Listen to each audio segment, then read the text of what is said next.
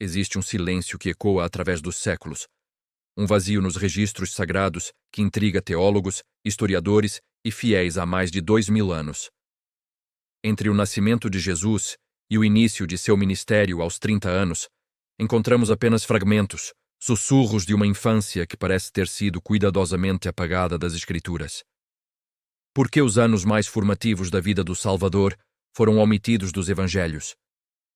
O que aconteceu durante esses anos perdidos que poderia ser tão significativo a ponto de ser mantido em segredo absoluto? Se você sente que algumas verdades transcendem o tempo e chegam até nós através de almas puras, inscreva-se agora. Talvez este relato tenha chegado até você porque sua alma está pronta para compreender mistérios que desafiam nossa compreensão limitada da eternidade. Em uma pequena cidade do interior onde as manhãs ainda guardam o perfume das orações antigas e o silêncio carrega ecos de outras épocas, vive Miguel, um menino de apenas 6 anos, cujos olhos parecem conter a sabedoria de eras inteiras.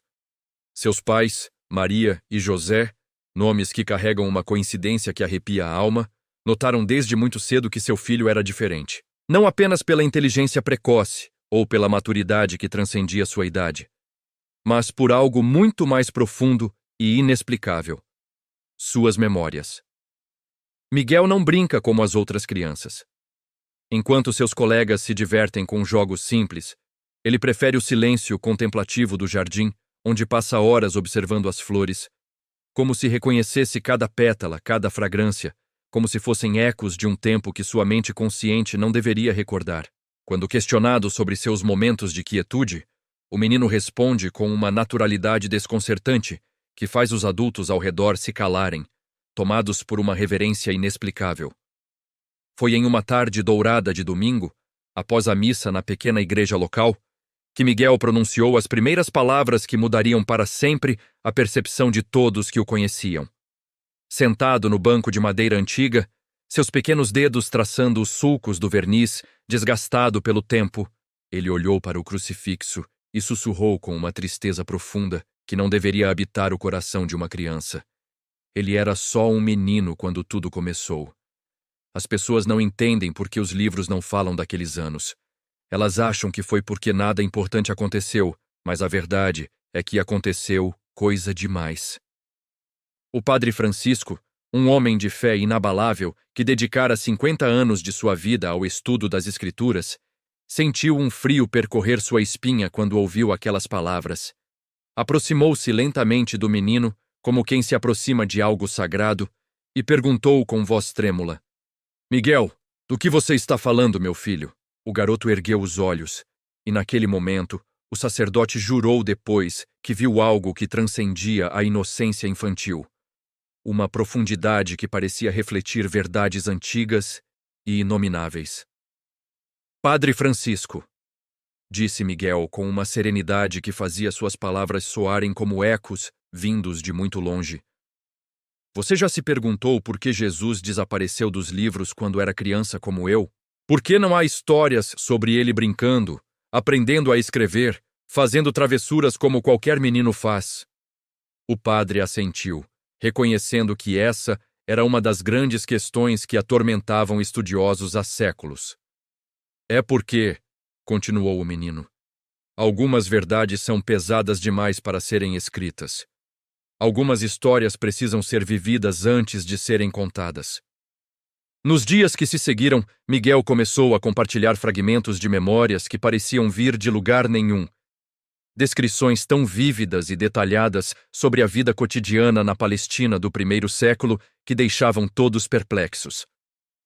Ele falava sobre o cheiro do pão sendo assado em fornos de barro, sobre o som dos martelos na oficina de carpintaria, sobre brincadeiras com outras crianças nas ruas poeirentas de Nazaré. Mas havia algo mais em seus relatos. Uma camada mais profunda que fazia o ar ao redor parecer mais denso, mais sagrado.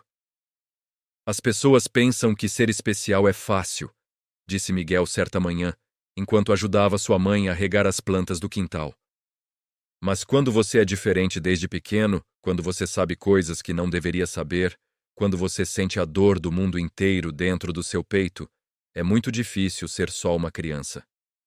Maria, sua mãe, parou o que estava fazendo e olhou profundamente nos olhos do filho.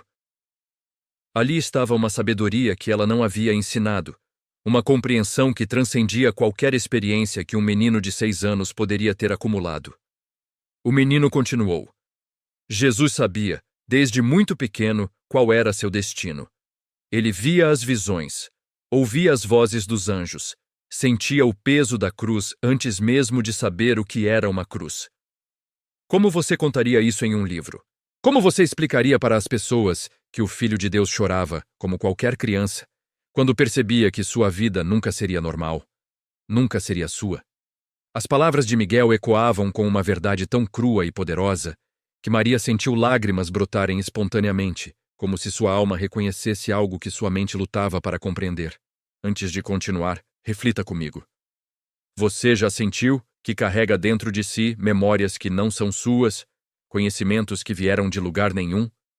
Escreva nos comentários. Eu acredito que algumas almas guardam memórias da eternidade, porque talvez você também seja portador de verdades que transcendem esta existência. As revelações de Miguel se aprofundavam a cada dia, ganhando camadas de complexidade que desafiavam toda a lógica convencional. Ele descrevia com precisão assombrosa os rituais judaicos do primeiro século, as tradições familiares, as expectativas sociais que pesavam sobre um menino que, aos poucos, descobria ser diferente de todos os outros. Imaginem, dizia ele com uma maturidade desconcertante, ser uma criança e já saber que sua vida não lhe pertence, que cada respiração, cada sorriso, cada lágrima tem um propósito divino que você ainda não consegue compreender completamente. O padre Francisco, movido por uma curiosidade que misturava fé e perplexidade científica, começou a documentar cada palavra de Miguel. O que ele descobriu foi um relato coerente e extraordinariamente detalhado sobre os aspectos mais íntimos da infância de Jesus, aspectos que nenhuma criança de 6 anos poderia inventar ou conhecer através de estudos convencionais. Miguel falava sobre momentos de brincadeira interrompidos por visões celestiais, sobre a confusão de ser uma criança comum com responsabilidades cósmicas, sobre o isolamento que vem de carregar verdades que outros não conseguem compreender. Ele brincava de fazer bonequinhos de barro, contou Miguel, certa tarde, seus olhos perdidos em algum lugar distante no tempo. E quando os tocava, eles ganhavam vida por alguns segundos. Mas ele ficava triste, porque sabia que aquele poder não era para brincadeiras. José, seu pai na terra, ficava preocupado quando via essas coisas. Maria entendia melhor, mas mesmo ela às vezes se assustava com a magnitude do que habitava dentro daquele menino tão parecido com qualquer outro. A narrativa de Miguel revelava camadas de humanidade divina que os evangelhos, talvez propositalmente, haviam escolhido não explorar. Ele descrevia um Jesus criança que lutava para entender sua própria natureza, que questionava por que sentia dores que não eram suas, por que chorava por sofrimentos que ainda não havia presenciado, por que suas orações eram respondidas de maneiras que assustavam até mesmo sua família. Os outros meninos tinham medo de brincar com ele, sussurrou Miguel. Não porque ele fosse cruel ou diferente no comportamento, mas porque havia algo em sua presença que fazia todos se sentirem pequenos diante de algo infinitamente maior. As descrições se tornavam cada vez mais específicas e tocantes. Miguel falava sobre noites em que o pequeno Jesus acordava chorando, não por pesadelos comuns, mas por visões do futuro que se desenrolavam em sua mente infantil como filmes aterrorizantes de uma realidade que ele ainda não tinha força emocional para processar. Maria o encontrava no jardim de madrugada, ajoelhado e orando com palavras que ela não reconhecia, em línguas que nenhum rabino havia ensinado. E quando ele abria os olhos e a via, sorria com uma tristeza tão profunda que ela entendeu que seu filho carregava o peso de algo que transcendia qualquer compreensão humana. As pessoas querem saber por que esses anos foram omitidos dos livros sagrados, disse Miguel, sua voz ganhando uma solenidade que fazia o ambiente ao redor parecer um templo. A verdade é que aqueles anos continham verdades sobre a natureza humana e divina de Jesus, que a humanidade daquela época não estava pronta para compreender. Como explicar que Deus chorava como uma criança? Como descrever que o Salvador do mundo teve momentos de dúvida, de medo, de solidão tão profunda, que apenas seu Pai Celestial podia consolá-lo. Como contar que ele, mesmo sendo divino, precisou aprender a ser humano, e que esse aprendizado foi doloroso e cheio de questões, sem respostas imediatas? O menino parou por um momento, como se estivesse acessando memórias particularmente difíceis, e continuou. Havia dias em que ele desejava ser como qualquer outro menino, correr livremente sem sentir o peso do destino da humanidade em seus pequenos ombros.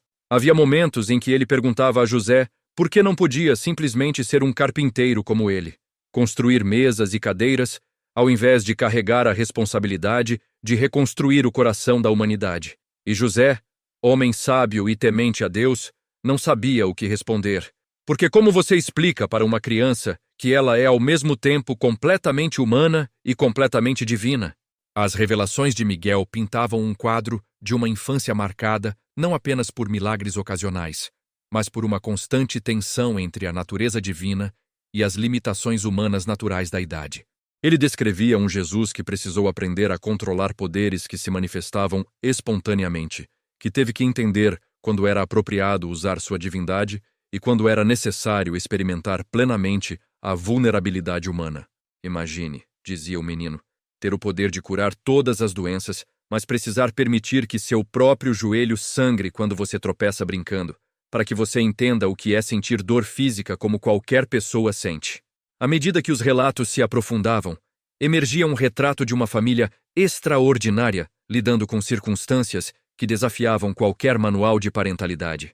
Miguel falava sobre as preocupações de Maria quando outros pais questionavam por que seu filho sabia coisas demais, sobre as noites em que José permanecia acordado, ajoelhado em oração, pedindo sabedoria para criar um menino que era simultaneamente seu filho e seu salvador. Eles o amavam como qualquer pai e mãe amam seu filho, explicava Miguel. Mas também o reverenciavam como o Messias prometido. Imaginem a complexidade emocional de repreender uma criança que você sabe ser o próprio Deus encarnado quando ela não quer comer os vegetais no jantar. As descrições de Miguel sobre os relacionamentos de Jesus com outras crianças revelavam aspectos profundamente humanos que raramente são considerados na teologia tradicional. Ele queria ter amigos, contou o menino com uma tristeza palpável. Mas as outras crianças sempre sentiam que havia algo diferente nele. Não conseguiam relaxar em sua presença, como se instintivamente soubessem que estavam diante de algo sagrado.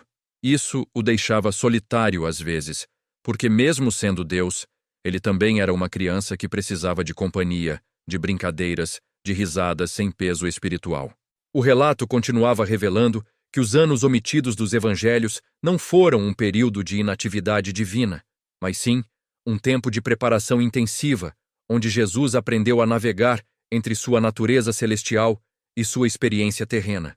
Miguel descrevia episódios onde o pequeno Jesus demonstrava sabedoria além de seus anos ao interpretar as escrituras na sinagoga, deixando os rabinos atônitos, mas depois chorava em casa porque não entendia por que suas palavras causavam tanto alvoroço. Ele sabia as respostas para perguntas que os mais sábios faziam, explicava o menino, mas não sabia ainda como usar essa sabedoria de forma que as pessoas pudessem realmente compreender e se beneficiar. E Miguel revelou também que durante esses anos, Jesus começou a ter visões mais claras de sua missão futura, visões que eram ao mesmo tempo esclarecedoras e aterrorizantes para uma mente infantil. Ele via a cruz desde muito pequeno, sussurrou o menino, não como um símbolo, mas como uma realidade futura tão vívida que às vezes acordava com dor nas mãos e nos pés, como se já pudesse sentir os pregos. Maria encontrava marcas misteriosas em seu corpo, marcas que desapareciam ao amanhecer, como se ele estivesse sendo preparado gradualmente para compreender o preço de sua missão. E foi nesse instante, entre o mistério e a revelação, que algo começou a mudar. Mas o que viria a seguir superaria tudo o que eu poderia compreender. O silêncio que se seguiu às últimas palavras de Miguel parecia carregar o peso de séculos, como se o próprio tempo tivesse pausado para honrar as verdades que estavam sendo reveladas. O menino permaneceu imóvel por longos minutos, seus olhos fechados, respirando profundamente, como se estivesse acessando camadas ainda mais profundas de memórias que transcendiam qualquer compreensão racional. Quando finalmente abriu os olhos, havia neles uma luz diferente, Uma intensidade que fazia todos ao redor sentirem que estavam prestes a testemunhar algo que mudaria para sempre sua compreensão sobre o sagrado. O que vocês não entendem, disse Miguel com uma voz que parecia ecoar de eras distantes, é que aqueles anos não foram omitidos por acaso. Eles foram propositalmente mantidos em silêncio porque continham verdades que a humanidade daquela época não estava preparada para receber. Imaginem tentar explicar para pessoas que ainda ofereciam sacrifícios de animais que Deus havia escolhido experimentar a vulnerabilidade humana completa, incluindo momentos de dúvida, medo e até mesmo raiva santa contra a injustiça que ele presenciava diariamente. O padre Francisco, que havia se tornado uma espécie de cronista das revelações de Miguel, sentia suas mãos tremerem enquanto registrava cada palavra. Havia algo na maneira como o menino falava que transcendia qualquer possibilidade de invenção ou imaginação infantil. Era como se ele fosse um canal, através do qual verdades eternas encontravam finalmente uma forma de serem expressas em linguagem humana, verdades que haviam permanecido guardadas nos arquivos celestiais por mais de 2 milênios. Miguel continuou. Jesus passou anos aprendendo a ser humano. Isso pode parecer estranho, porque ele era Deus, mas ser Deus encarnado significava experienciar plenamente a condição humana, com todas as suas limitações, medos e incertezas. Ele precisou aprender a sentir fome e entender que nem sempre haveria comida disponível. Precisou experienciar a dor física e emocional para compreender verdadeiramente o sofrimento que viria a curar em outros. Precisou sentir na pele o que significava ser rejeitado, incompreendido e sozinho. As descrições de Miguel se tornavam cada vez mais íntimas e tocantes. Ele falava sobre noites em que o pequeno Jesus permanecia acordado, não apenas por visões do futuro, mas por uma sensibilidade extraordinária à dor de todas as criaturas ao seu redor. Ele ouvia o choro das crianças órfãs na cidade, sentia a fome dos mendigos, compartilhava a agonia dos doentes mesmo à distância. Sua compaixão não era apenas uma virtude divina abstrata, era uma experiência física real que o fazia sofrer junto com cada pessoa que passava necessidade. Maria muitas vezes o encontrava chorando sem motivo aparente, até entender que ele chorava pelas dores que outros sentiam. O menino revelou então aspectos da educação espiritual de Jesus que nunca haviam sido considerados. José não era apenas um carpinteiro comum. Ele havia sido escolhido não apenas por sua retidão, mas por sua capacidade de ensinar Jesus sobre o trabalho manual, sobre a dignidade do esforço humano, sobre encontrar o sagrado nas coisas simples. Enquanto faziam móveis juntos, José explicava que cada madeira tinha uma história, cada prego tinha um propósito, e que construir com as mãos era uma forma de colaborar com a criação divina. Jesus aprendeu que servir não significava apenas realizar milagres, mas também saber fazer uma cadeira que durasse décadas. Miguel descreveu também como Maria desempenhou um papel fundamental na formação emocional de Jesus. Ela o ensinou sobre o amor incondicional, mas também sobre os limites necessários. Quando ele usava seus poderes impulsivamente, ela o corrigia com ternura, explicando que grande poder exige grande responsabilidade. Quando ele ficava frustrado por não poder aliviar todo o sofrimento que via, ela o consolava, lembrando-o de que sua missão seria cumprida no tempo certo, da maneira certa. Ela foi a primeira teóloga de Jesus, aquela que o ajudou a compreender como ser simultaneamente divino e humano. As revelações sobre os relacionamentos de Jesus durante a infância ganhavam dimensões ainda mais profundas.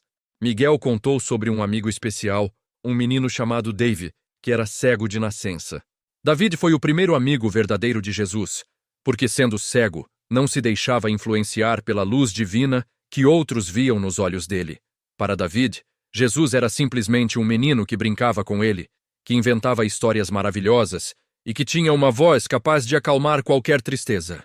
Jesus podia ter curado David instantaneamente, mas entendeu que sua amizade era mais valiosa que o milagre, porque através de David, ele aprendeu que às vezes amar significa aceitar as limitações de alguém ao invés de simplesmente removê-las.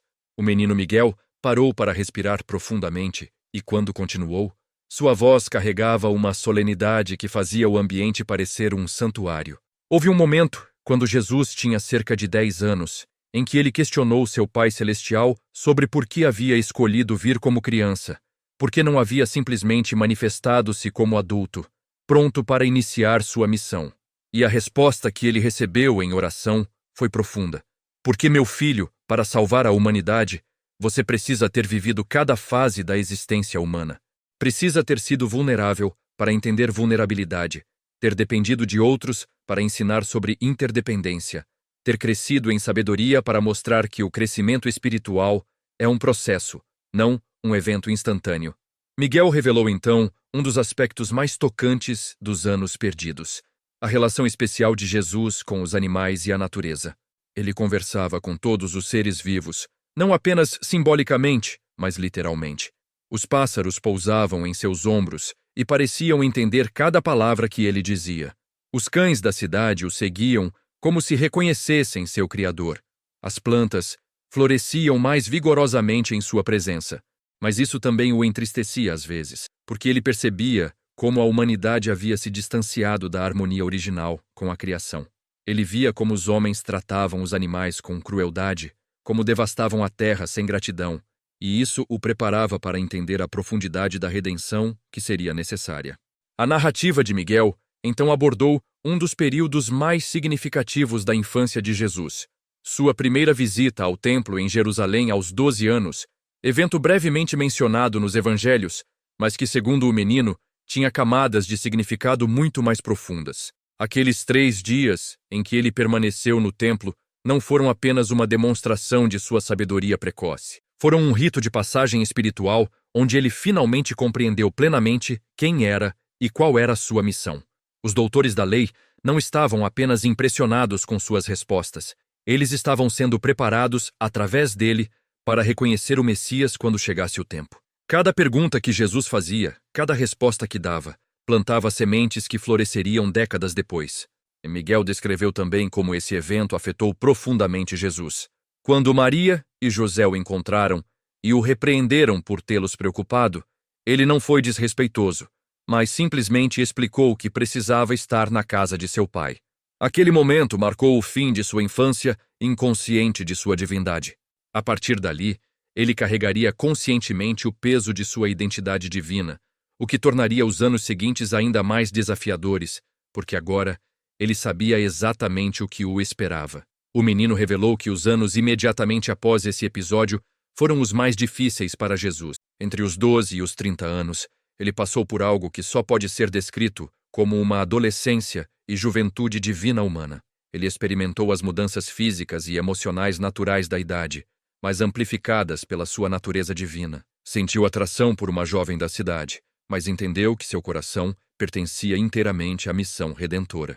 Experimentou momentos de rebeldia santa contra o sofrimento que via ao seu redor, querendo intervir antes do tempo, mas aprendendo sobre timing divino através de lágrimas e orações noturnas. Miguel descreveu como Jesus usou esses anos para se preparar fisicamente, mentalmente e espiritualmente para o que estava por vir. Ele não passou esses anos em inatividade. Viajou discretamente, aprendeu ofícios diferentes, estudou outras culturas e religiões não para se confundir, mas para entender profundamente a alma humana em toda sua diversidade. Ele trabalhou com pescadores e entendeu sobre paciência e perseverança. Trabalhou com pastores e compreendeu sobre proteção e sacrifício. Cada experiência o preparava para usar as metáforas certas quando chegasse a hora de ensinar. As revelações de Miguel sobre esse período oculto mostravam um Jesus que se preparava meticulosamente para cada aspecto de seu ministério futuro. Ele praticava parábolas sozinho, observando como diferentes tipos de pessoas reagiam a diferentes formas de ensino. Experimentava diferentes tons de voz, diferentes maneiras de explicar conceitos espirituais, usando imagens cotidianas. Quando finalmente começou seu ministério público, cada palavra, cada gesto, cada milagre foi o resultado de anos de preparação cuidadosa e oração profunda. O menino, então, abordou um dos aspectos mais misteriosos desses anos perdidos: a preparação espiritual para o sofrimento. Jesus passou anos aprendendo a transformar dor em amor, rejeição em compaixão, injustiça em oportunidade de perdão. Ele praticou jejuns rigorosos não apenas para disciplinar o corpo, mas para entender a fome dos pobres. Passou noites inteiras em oração não apenas para se comunicar com o Pai, mas para fortalecer sua alma humana para suportar a agonia que viria. Cada lágrima derramada em preparação diminuía a amargura das lágrimas que derramaria na cruz. Miguel revelou também como Jesus lidou com a solidão crescente à medida que se aproximava de sua missão. Quanto mais ele compreendia sua identidade e propósito, mais solitário se tornava. Não podia compartilhar completamente seus pensamentos e sentimentos com ninguém, porque ninguém poderia verdadeiramente compreender o peso de ser o Salvador do mundo. Essa solidão o preparou para os momentos de abandono que experimentaria durante a crucificação, mas também o ensinou a encontrar consolo total na comunhão com o Pai. O menino descreveu então os últimos anos, antes do início do ministério público. Entre os 25 e os 30 anos, Jesus experimentou uma transformação final. A juventude incerta deu lugar à maturidade serena. Ele havia integrado completamente sua natureza divina com sua experiência humana. Sabia exatamente quem era, o que faria, como faria e qual seria o preço. Não havia mais dúvidas, apenas aceitação amorosa e determinação inabalável. Quando finalmente chegou ao Rio Jordão para ser batizado por João, ele não estava iniciando uma jornada de descoberta, mas culminando uma preparação de 3 décadas. Miguel fez uma pausa, respirou profundamente, e suas próximas palavras carregaram o peso de uma revelação final. Os evangelistas omitiram esses anos não por falta de material, mas por excesso de reverência. Como descrever adequadamente o crescimento de Deus? Como explicar que o Todo-Poderoso escolheu experimentar dúvidas, medos e limitações humanas? Como contar que houve momentos em que Jesus chorou não apenas pelos outros, mas por si mesmo, pela magnitude do que havia aceitado fazer? Eles entenderam que algumas verdades são sagradas demais para serem totalmente expostas, que alguns mistérios devem permanecer parcialmente velados para preservar sua santidade. O menino concluiu suas revelações com uma síntese que tocou profundamente todos os presentes. Aqueles anos silenciosos foram os mais importantes da história humana, porque foi quando Deus aprendeu a ser completamente humano, sem deixar de ser completamente divino. Cada dia daqueles anos perdidos contribuiu para a perfeição do sacrifício que Jesus ofereceria na cruz. Ele não morreu como Deus disfarçado de homem, mas como alguém que havia verdadeiramente vivido, sofrido, crescido e amadurecido, como qualquer um de nós, mantendo ao mesmo tempo sua natureza divina intacta. Quando Miguel terminou de falar, o silêncio que se seguiu foi diferente de qualquer outro.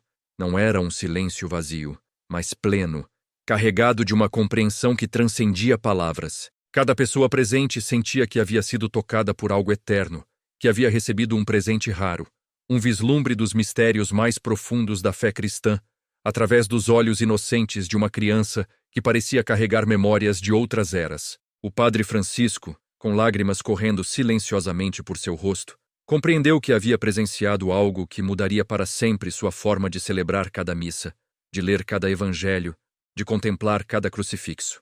Maria e José, os pais de Miguel, abraçaram seu filho com uma reverência renovada, entendendo que haviam sido escolhidos para cuidar de uma alma muito especial, que carregava a responsabilidade de revelar verdades que o mundo precisava ouvir.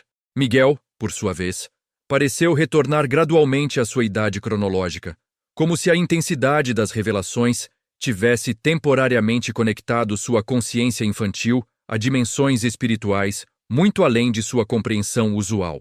Ele sorriu com a simplicidade natural de uma criança e perguntou se podia brincar no jardim, como se nada extraordinário tivesse acontecido, deixando todos com a certeza de que haviam presenciado um milagre moderno. As revelações de Miguel espalharam-se discretamente pela comunidade, tocando corações e renovando a fé daqueles que haviam se acostumado com uma versão domesticada do cristianismo. Suas palavras lembravam a todos que Jesus não foi uma figura distante e inalcançável, mas alguém que verdadeiramente compreendeu cada aspecto da experiência humana porque a viveu integralmente, desde a vulnerabilidade da infância até a sabedoria da maturidade. Se esta revelação tocou sua alma de alguma forma especial, se você sentiu que essas palavras chegaram até você em um momento em que precisava lembrar que não está sozinho em suas lutas e dúvidas, compartilhe esta história com alguém que também precisa saber que Jesus compreende verdadeiramente cada lágrima, cada medo, cada momento de solidão que experimentamos. E lembre-se sempre, os anos silenciosos de Jesus não foram vazios, mas cheios de uma preparação amorosa para se tornar exatamente o Salvador que cada um de nós precisa, alguém que conhece intimamente cada aspecto de nossa humanidade porque escolheu vivê-la completamente. Nenhum momento de sua vida é insignificante aos olhos daquele que dedicou 30 anos se preparando para 3 anos de ministério que mudariam a eternidade.